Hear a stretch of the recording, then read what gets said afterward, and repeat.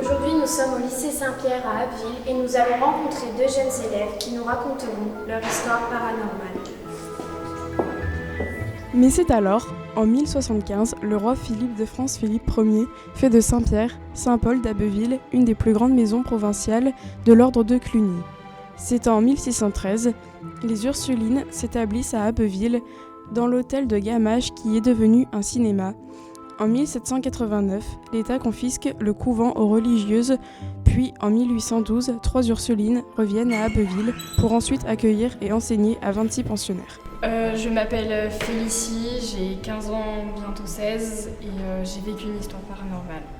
Le soir à l'internat, j'entends des voix, et en salle de DS comme actuellement, surtout en examen, j'ai des sueurs froides et j'ai des crises d'angoisse.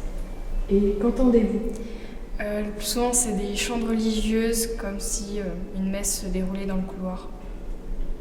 Avez-vous vu des choses ? Oui, beaucoup d'objets disparaissent et il y a une pièce à l'internat qui est toujours fermée.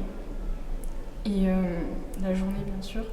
Et la nuit, quand on sort pour aller aux toilettes, la porte est ouverte, on peut apercevoir une table, 2 chaises et on a l'impression qu'il y a une personne sur une des chaises et elle nous observe. Ça donne la chair de poule. Merci pour votre témoignage.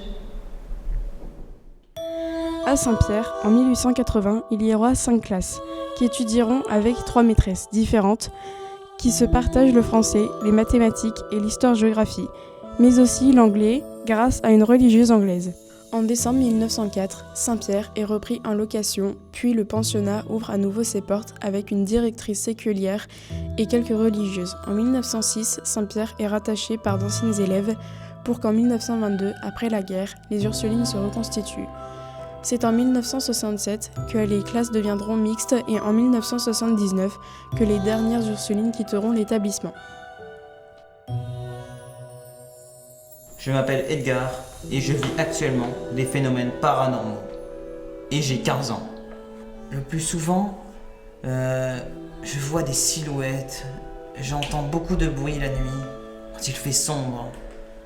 Quand je suis dans certaines pièces, ces pièces me font me sentir très mal et des objets disparaissent, comme certaines personnes. Et ces bruits ressemblent à quoi ?